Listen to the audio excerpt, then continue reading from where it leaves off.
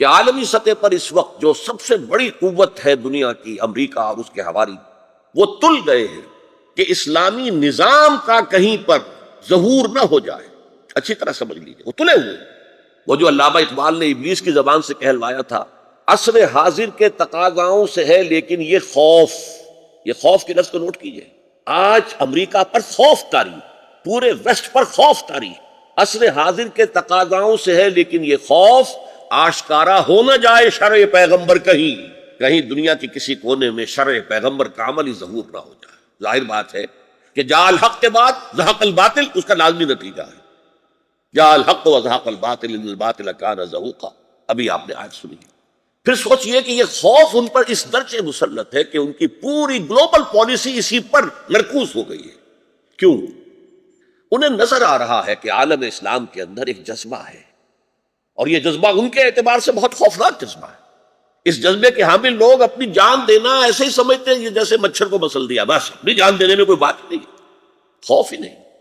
یہ ہمیں اندازہ نہیں ہے کہ مسلمانوں میں اسلامی نظام کو قائم کرنے کا کتنا جذبہ ہے. ہمیں اندازہ نہیں ہے، ہمارے دشمنوں کو خوب اندازہ ہے کہ یہ انگڑائیاں لے رہا ہے.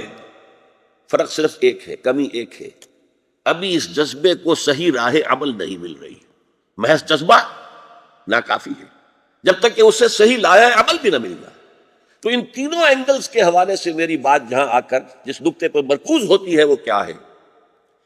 صحیح لائحہ عمل جو ہے اسلام کو دنیا میں غالب کرنے کا، اس کو واضح کیا جائے.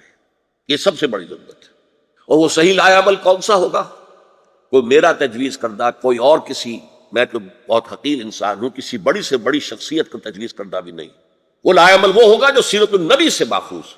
آپ کو شاید یہاں وہ 4 ورقہ تقسیم کیا گیا ہو یا شاید بعد میں کر دیا جائے، نوید خلافت. وہ احادیث ہم نے جمع کر دی ہے جن سے یہ یقین پیدا ہوتا ہے کہ قیامت سے قبل پوری دنیا میں اسلام کا بول بالا ہوگا. ایک وہ ہے جو نیو ورلڈ آرڈر دنیا میں نافذ کرنا چاہتے ہیں گلوبل سطح پر، لیکن حقیقت کیا ہوگی؟ اسلامک ورلڈ آرڈر پوری دنیا کے اوپر غالب آئے گی. جسٹ یہ جو نیو ورلڈ آرڈر ہے یہ جیو ورلڈ آرڈر ہے، یہودیوں کا عالمی نظام. اور اسلام کا عالمی نظام ہوگا جسٹ ورلڈ آرڈر، منصفانہ عادلانہ عالمانہ نظام. یہ جو نظام ہے اس کے بارے میں خوشخبری دی محمد الرسول اللہ نے کہ قیامت سے قبل پوری دنیا پر غالب.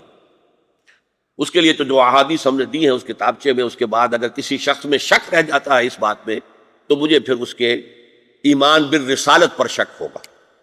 ظاہر بات ہے کہ یہ پروسیس شروع اسی طور سے ہوگا کہ پہلے کسی ایک ملک میں ہو. جیسے حضور کے دست مبارک سے صرف عرب میں جاء الحق و زہق الباطل، یہ کیفیت تو عرب میں ہوئی تھی نا، ابھی ہند میں تو نہیں ہوئی تھی، چین میں تو نہیں ہوئی تھی. اسی طرح اب بھی کسی ایک ملک میں آئے گا. کیسے؟ اس کے ضمن میں امام دار الہجرت، امام مدینہ، امام مالک رحمۃ اللہ علیہ، ان کا قول ہے لا يصلح آخر هذه الامة الا بما صلح به اولها. اس امت کے آخری حصے کی اصلاح نہیں ہو سکے گی مگر اسی طریقے پر جس پر کہ پہلے حصے کی اصلاح ہوئی تھی.